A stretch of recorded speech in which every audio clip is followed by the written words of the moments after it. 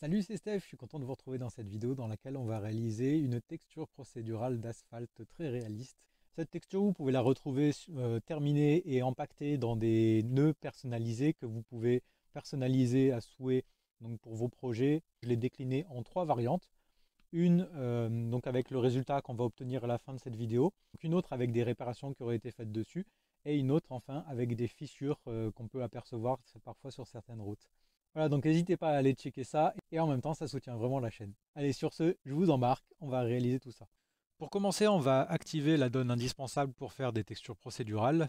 Donc pour ça, on va dans Edit, Preferences, dans Add-on ici, on va faire une recherche à Node, et on va activer, si ce n'est pas déjà fait, Node Wrangler. Donc après, on peut fermer.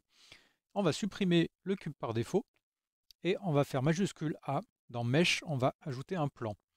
Je peux faire S2 pour multiplier l'échelle par 2. Donc je valide en faisant Entrée et je fais CTRL A, Scale, pour appliquer cette nouvelle échelle. Pour ajouter une lumière d'ambiance, vous pouvez aller dans World Properties et en cliquant sur la petite pastille jaune ici, vous choisissez Sky Texture et vous pouvez la régler avec les réglages que vous avez percevés ici pour avoir les mêmes que moi. Ensuite, dans Render Properties ici, si ce n'est pas déjà fait, vous pouvez activer Cycle à la place d'Eevee ici et bien choisir GPU à la place de CPU pour que ce soit votre carte graphique qui gère l'affichage.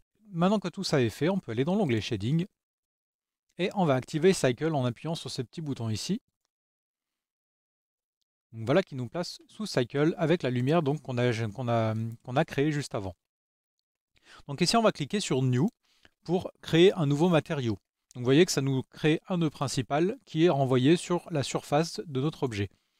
Donc ce nœud principal pour l'instant a une couleur blanche et un réglage par défaut. Dans un premier temps, on va ajouter une texture donc de Voronoi. Donc vous pouvez faire majuscule A et dans la recherche, vous tapez Voronoi ici. Et on va ajouter deux nœuds juste avant. Donc on va faire CTRL T, ce qui va utiliser la donne qu'on a activée juste avant. Donc ça nous ajoute un nœud texture coordinate, ce qui nous demande en gros ce qui va coordonner l'affichage de la texture. Donc nous on va choisir objet et on l'envoie dans le vecteur du nœud mapping qui est ici, donc qui nous permet de gérer la localisation, la rotation et l'échelle. Tout ça sur les trois axes donc de notre texture. Maintenant, on va faire majuscule A et on va ajouter un color ramp que j'ajoute à côté de la texture et on peut mettre la distance donc de ma texture sur le color ramp. Donc une fois tout ça fait, on peut afficher donc l'aperçu de la texture en faisant CTRL majuscule et clic gauche sur le color ramp. Donc vous voyez que de base, la texture de Voronoi ressemble à ça. Ça va créer en fait le grain de l'asphalte. Pour commencer, là on est en F1, on va passer en Smooth F1. Ça ne change pas grand chose par rapport à l'affichage, si ce n'est que ça vient adoucir, si vous voulez, le rebord. Vous voyez que si je repasse sur F1, ça fait des rebords qui sont beaucoup plus nets. Donc en passant sur Smooth, ça vient lisser un peu tout ça. Et on peut le régler avec cette commande ici. Ensuite, l'échelle, on va la passer à 80 pour que ça fasse vraiment le grain de notre bitume. La roughness, les détails et la lacunarité, on peut tout passer à 0. Et la smoothness, on peut donc la passer à 0,45. Notre color ramp, on va le régler aussi. On va commencer par passer le noir en position 0,4. Vous voyez, ça vient assombrir un peu toutes les parties les plus sombres, ça vient les rendre plus prononcées. Et on peut passer notre blanc en position 0,63. Et c'est de la même manière, ça vient éclaircir les zones claires. Et là, je vais rajouter donc une pastille noire. Donc pour rajouter la pastille, on fait CTRL clic gauche ici. La couleur, je la passe complètement noire et je viens la ramener un peu plus par ici. Et enfin, donc en position 0,77 précisément. Et enfin, en transition, on va passer en B-spline. Comme ça vient faire quelque chose de vraiment adouci en transition entre les couleurs. Et cette pastille ici, en fait, nous permettait d'affiner la fin de la transition. Et enfin, ce résultat-là, on va l'envoyer pour donc commencer à faire le grain de tout ça. On va ajouter un nœud bump.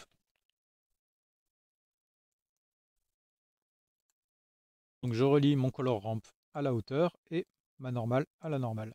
Donc là, si je repasse sur le nœud principal en faisant CTRL majuscule, clic gauche dessus, vous voyez que ça me crée cette espèce de grain là qu'il nous faut inverser parce que comme vous voyez, en l'état, ça nous le creuse. Donc nous, on veut que ça fasse plutôt en hauteur comme ça. Voilà, donc ça commence un peu à prendre forme. Donc pour l'instant, ça n'a pas de couleur, hein. La couleur de base reste entièrement blanche, mais on va régler ça par la suite. Pour ajouter un peu de variation à tout ça, donc je vais écarter ces deux nœuds-ci pour avoir plus de place. On va rajouter un nœud noise. C'est une texture de bruit. Je relie le vecteur donc au vecteur et je peux dupliquer ce color ramp donc en faisant majuscule D pour venir le placer juste à côté et j'appuie sur effacer la touche retour arrière pour le réinitialiser. Je relie la couleur au facteur de mon color ramp et le tour est joué pour ça. En réglage, on peut passer en échelle à 1. Les détails, on peut les mettre à fond, donc à 15. Et la roughness, la lacunarité et la distorsion, on les laisse comme ils sont. Là, si je passe en aperçu dessus, vous voyez que ça me fait des transitions très légères. On va pouvoir mixer maintenant ces deux nœuds-ci. Pour ça, je fais CTRL majuscule, clic droit sur le premier color ramp et je le fais glisser vers le deuxième. Voilà, donc ça me met un mix color entre les deux, qui vient mixer les deux couleurs. Je peux l'ouvrir un peu plus, donc en appuyant sur la flèche ici. Une fois qu'on a ça, je vais inverser les deux. Je vais passer mon noise sur le A. Je me mets en aperçu. Et donc là, on est en mode de fusion mix et on va passer en darken. Donc voilà un peu le rendu que ça nous fait. Et si je viens voir sur mon nœud principal, vous voyez que ça vient créer un peu des petites variations qu'on n'avait pas avant sur ces zones-ci. Voilà pour la base du relief de la texture. Donc maintenant, on va ajouter les couleurs. Et après ça, on rajoutera des détails. Pour commencer, pour ajouter de la couleur, donc on va ajouter un nouveau color ramp. Je fais majuscule A dans la recherche color ramp. Je valide. Je vais à nouveau utiliser la distance, donc à le relier à mon facteur du color ramp. Le noir, je peux le passer en position 0,3. Et enfin, on va le mettre plus en anthracite que noir. Pour ça, je clique sur ma couleur ici. Et là, en value, on peut se mettre à 0,035. Je valide. Mon blanc ici, je peux le passer complètement noir. Et en mode de transition, on peut passer en ease. Voilà, ce qui vient changer légèrement le mode de transition. Et on peut relier ça à la couleur de base. Voilà, donc ça vient nous mettre quelque chose d'assez sombre, mais on a encore pas mal de couleurs claires. Pourquoi? Parce que c'est la lumière qui vient se réfléchir sur le matériau. Vous voyez que déjà rien qu'avec le relief qu'on a, ça fait déjà quelque chose qui est vraiment pas mal. Mais on va ajouter encore pas mal de détails. Donc je vais écarter un peu ce color ramp là. On va en mettre un deuxième en dessous, donc je peux le dupliquer avec majuscule D. Je le remets à 0 en faisant effacer retour arrière. Voilà, ça le réinitialise. Et cette fois-ci, on va utiliser la sortie couleur de notre Voronoi. Donc si je passe en aperçu, vous voyez que ça nous fait plein de zones différentes de couleurs. Là, on va passer notre noir en position 0,47. Après, vous pouvez mettre d'autres valeurs, hein, mais ça, c'est les valeurs que moi j'ai fait si vous voulez avoir exactement la même chose que moi. Donc le blanc, on peut le passer en position 0,64. Vous voyez que ça vient les rapprocher. Du coup, ça nous fait des zones blanches plus fortes et des zones noires plus fortes aussi. On a moins de valeur de gris. Ensuite, on va mixer donc ces deux nœuds ensemble. Donc encore une fois, je fais CTRL majuscule, clic droit sur le premier, je fais glisser sur le deuxième. Et ça vient nous rajouter un mix color à côté. J'appuie sur la petite flèche pour le déplier. De base, on est en mix, et là, on peut passer en multiply, ce qui va multiplier les deux valeurs. Donc si je me mets en aperçu dessus, vous voyez que ça vient créer, encore une fois, des variations. Si je suis juste sur celui-là, vous voyez que j'ai vraiment moins de variations. Là, ça en rajoute pas mal. Je retourne sur mon nœud principal, et encore une fois, ça le rend un peu plus crédible. Maintenant, justement, on va gérer la manière qu'a le matériau de renvoyer la lumière, de gérer la réflexion de la lumière. On va encore ajouter un color ramp. Cette fois-ci, on va faire CTRL majuscule D. Donc vous voyez que ça me duplique le color ramp tout en le gardant connecté au nœud précédent. Encore une fois, je fais retour arrière pour réinitialiser. On va le passer, au lieu de linéaire, on va le passer en B-spline à nouveau, donc pour avoir une transition de couleur plus douce. Le noir, on va le passer en position 0,42 et je vais le mettre en valeur 0,65. Ici, donc value 0,65. Donc ce qui nous passe sur un gris plutôt clair. Et le blanc ici, on va le passer en position 0,68 et en valeur, on va passer à 0,78. Alors, qu'est-ce qu'on est en train de faire? Si je me mets en aperçu dessus, vous voyez que ça me met des valeurs plutôt très, très claires. Donc ça nous fait très peu de variations de gris. Pourquoi? Parce que là, on va relier ce nœud color ramp à la roughness donc de notre nœud principal. Donc si je retourne sur mon nœud principal, vous voyez que si je réduis la roughness, la réflexion de la lumière vient se faire de plus en plus précise, qui donne un aspect un peu mouillé en fait à notre sol. Et si j'augmente la roughness, ça vient faire une réflexion de la lumière qui est vraiment très diffuse, qui donne un aspect plutôt sec. Qu'est-ce que définit notre color ramp? Plus on est vers une valeur blanche, plus on est vers une roughness qui est à 1. Plus on est vers une valeur noire, plus on est vers une roughness qui est à 0. Donc là, ça nous définit vraiment les zones où on va avoir une roughness à 1 et une roughness avec une valeur moindre.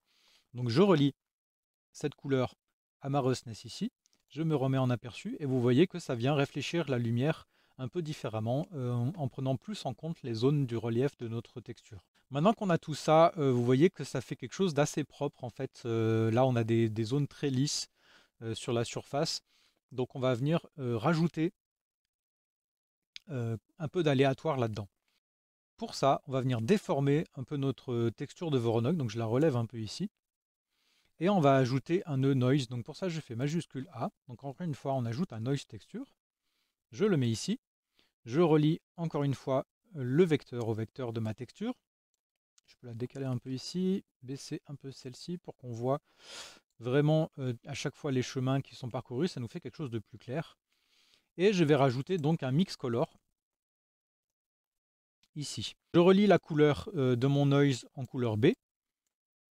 Et je relie le vecteur donc de mon objet en couleur A. Et le résultat, je le mets dans le vecteur de ma texture de Voronoi. Vous voyez que ça vient vraiment déformer de manière très forte pour l'instant notre Voronoi. On va devoir régler un peu tout ça. Donc déjà en mode de fusion des deux, au lieu de mix, je vais passer en lighten. Déjà vous voyez que ça change un peu la manière de mixer les deux. Et enfin, on va changer le facteur ici. Ce facteur veut dire quoi? Plus je vais l'amener vers 0, plus il va passer vers ce qui est relié à l'entrée A. Plus je vais l'amener vers le 1, plus ça va me passer vers l'entrée B. Donc en fait, ça nous fait un mix des deux en fonction de là où je me place plus ou moins fort. Moi, le réglage que j'ai mis, c'est 0,025. Ça va nous faire quelque chose d'assez léger. Et ensuite, on va régler, donc je zoome un peu dessus pour voir le résultat au fur et à mesure. Maintenant, on va régler notre noise, donc on va le passer en échelle à 20. Et vous voyez que ça vient déformer un peu tout ça. J'augmente les détails à fond et on peut amener la roughness à une valeur de 0,6. Vous voyez que ça vient rajouter des petits détails un peu de partout et ça a déformé un peu notre texture de Voronoi, ce qui fait quelque chose de beaucoup plus réaliste déjà. Mais on n'a pas fini d'ajouter des détails. On va encore rajouter un nœud noise, donc on peut faire CTRL majuscule D sur ce nœud-ci pour le dupliquer et l'amener en bas, donc en restant connecté à notre nœud mapping. Mais je vais ajouter à nouveau un color ramp que je place à côté et je le relie la couleur au facteur. Mon œil, cette fois-ci, en échelle, je peux le passer à 50. Les détails, on peut les mettre à 5. La roughness, on peut la laisser à 0,5. Et là, la lacunarité à 2 et la distorsion à 0. On va régler notre colorant, donc je me mets en aperçu dessus. Je vais passer le noir en position 0,34. Et mon blanc, je vais le passer en valeur 0,027. Voilà, ce qui nous fait quelque chose de très sombre. Pourquoi on fait ça?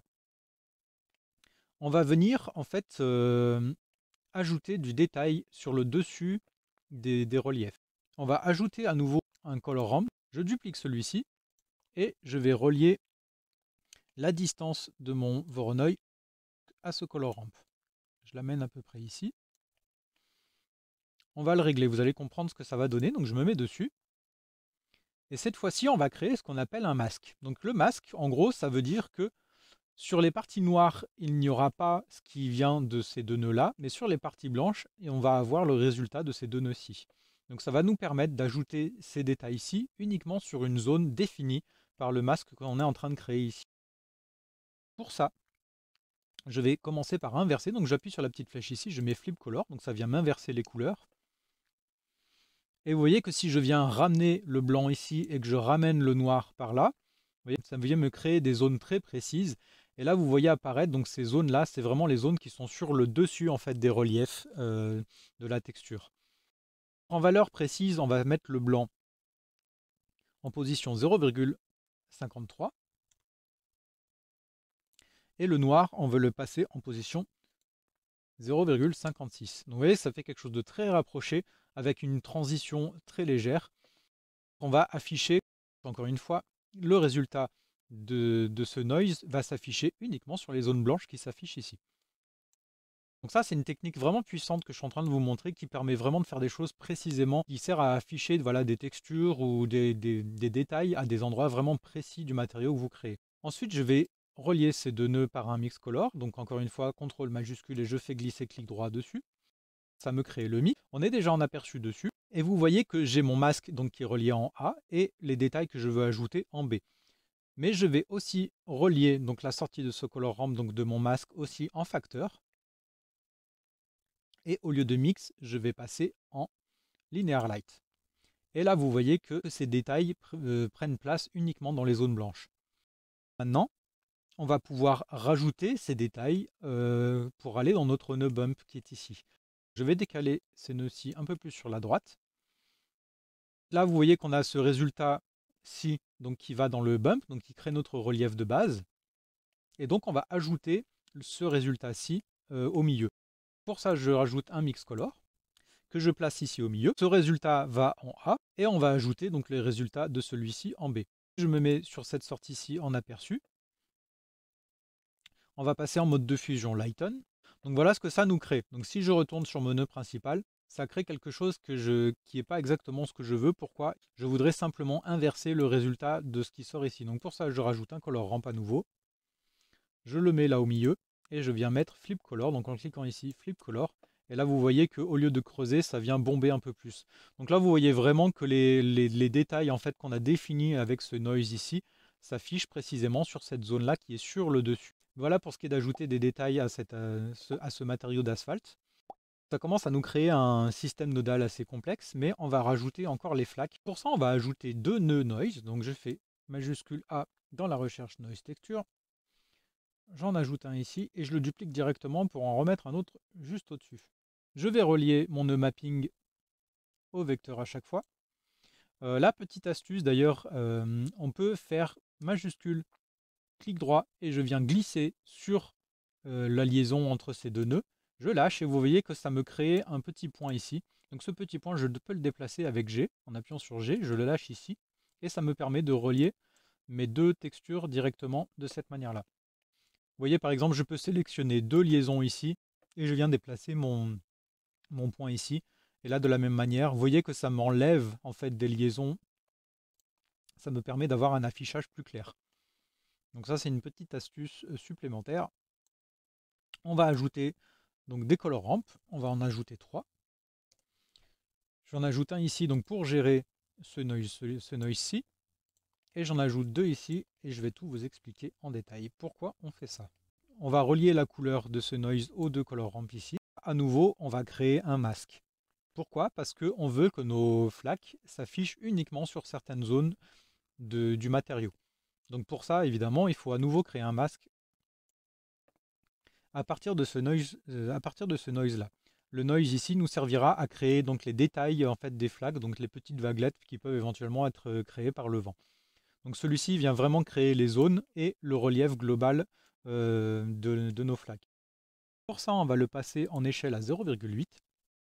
Je me mets aperçu sur ce color ramp pour voir le résultat au fur et à mesure. En détail, on peut se mettre à 1 et en roughness à 0,4. Pour régler ce color ramp ici, on peut mettre la valeur noire en position 0,4 et la valeur blanche en position 0,76. Et en mode de transition, on va se mettre en B-spline à nouveau quand ça fasse quelque chose d'assez doux. Ça, on va l'utiliser pour faire le relief. Donc pourquoi? Parce que les zones avec nos flaques vont être un peu plus creusées qu'ailleurs, forcément, pour vraiment simuler en fait un peu le relief qui justifie le fait que l'eau s'agglutine plus à ces endroits-là qu'ailleurs. Et enfin, on va créer notre masque ici. Pour ça, on va passer le noir en position 0,46 et le blanc, on va le passer en position 0,62. Maintenant, on va dupliquer le nœud principal ici, donc majuscule D, je le duplique, je l'amène plus haut. Et on va mixer, en fait, si vous voulez, ces deux nœuds principaux ici. Donc celui-ci va gérer nos flaques et celui-ci gère l'asphalte. Donc je fais CTRL majuscule, clic droit sur ce nœud-ci, je fais glisser sur l'autre. Et ça vient nous créer un mix shader. Donc qui mixe ces deux matériaux. Et je viens relier le résultat à la surface de mon plan. Donc, vous voyez, pour l'instant, pourquoi ça m'affiche une surface assez blanche comme ça? Parce que ça affiche moitié-moitié des deux nœuds. Pourquoi? Parce qu'on est à un facteur qui est précisément à 0,5 sur l'entièreté de la surface. C'est pour ça qu'on va relier le valeur de notre masque ici au facteur du mix shader. Je me mets en aperçu dessus et on va simplement venir inverser dans notre mix shader les deux. On va passer donc celui-ci au-dessus. Donc pour ça, je le prends avec clic gauche, je garde appuyé clic gauche, j'appuie sur Alt. Et vous voyez que j'ai un petit icône d'échange qui vient s'afficher à côté et je l'amène en haut. Vous voyez, ça vient échanger les deux zones. Voilà, donc maintenant, on va devoir régler un peu les flaques parce que pour l'instant, ça ressemble juste à des taches blanches sur le bitume. On va commencer par passer la roughness à 0,03, donc une roughness très très faible pour que ça réfléchisse beaucoup la lumière. Et on va passer la couleur de base en noir complet. Voilà, donc on les voit déjà plus apparaître. Vous apercevez déjà les zones de gris de notre masque parce que vous voyez que ça nous fait des dégradés en fait entre les deux matériaux. Et là, ce qui va nous permettre d'aller plus loin là-dedans et de rendre nos flaques un peu plus transparentes, c'est de jouer sur la zone blanche ici, parce que pour rappel, c'est une valeur 1. Donc on a notre matériau de flaque qui est 100% présent ici. Donc si je l'amène plus dans des tons de gris, eh bien ça va laisser un peu de place au matériau en dessous et donc amener de la transparence tout simplement. Donc vous voyez qu'on commence à apercevoir le matériau en dessous. Moi je l'ai mis à une valeur de 0,7 précisément. Donc ce qui vient de créer quelque chose d'assez transparent. Et maintenant on va venir ajouter un peu les détails à ces flaques, donc les petites vaguelettes et la profondeur. Donc pour rappel, ce color ramp ici, on l'avait réglé justement pour ajouter de la profondeur à ces zones-là. Pour ça, on va ajouter un nœud bump, donc que je peux ajouter ici. Je relie donc la sortie de ce nœud color ramp ici à la hauteur de mon bump et je relie la normale à la normale de ce matériau-ci. Forcément, de base, ça nous fait quelque chose de beaucoup trop prononcé. La force de ce bump, on peut la passer à 0,3. En distance, donc ça va venir adoucir pareil les bosses.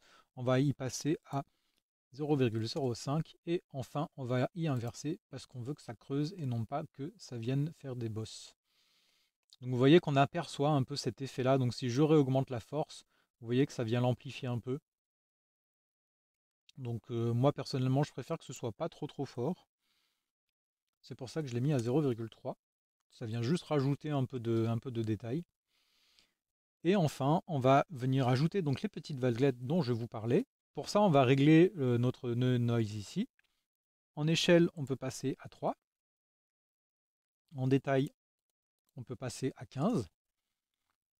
En roughness à 0,6. Et là, en distorsion, on va se mettre à 2. Donc, si je me mets en aperçu, vous voyez que ça vient créer un peu cet effet-là. Donc qui va créer un peu des effets de vaguelettes qu'on va mettre, mais de manière très légère, parce que bon, les flaques, c'est pas la mer. Voilà, donc je peux dupliquer ce bump-ci, et je viens le rajouter juste après. Donc vous voyez que ça vient envoyer ce bump sur la normale de celui-ci, et on va amener donc la sortie de ce color ramp dans la hauteur de ce nœud-là. Donc ça vient ajouter en fait les deux bumps en résultat. Donc là, si je repasse sur ce nœud principal, donc on voit la flaque de partout, hein, ça c'est normal. Il faudrait que je repasse sur mon mix shader pour voir tout. Mais ici, on peut passer en distance, donc à 0,02, on passe à une distance très faible pour vraiment que ça fasse quelque chose de très doux. Et en force, je passe à 0,1. Donc vous voyez que ça vient juste rajouter un peu de détail et vous voyez bien la lumière donc, de notre soleil qui se réfléchit dedans. Donc ça vient créer voilà, une texture d'eau un peu basique, mais qui suffit pour le résultat qu'on cherche. Donc si je repasse sur le mix shader, voilà le résultat que ça nous donne. Merci d'avoir regardé cette vidéo jusqu'au bout, j'espère que ça vous a plu. N'hésitez plus à vous abonner si ce n'est pas déjà fait et à checker ma page Gumroad pour retrouver cette texture et d'autres. Et en même temps, ça permet de soutenir vraiment la chaîne. Allez, sur ce, je vous dis à très vite. Ciao!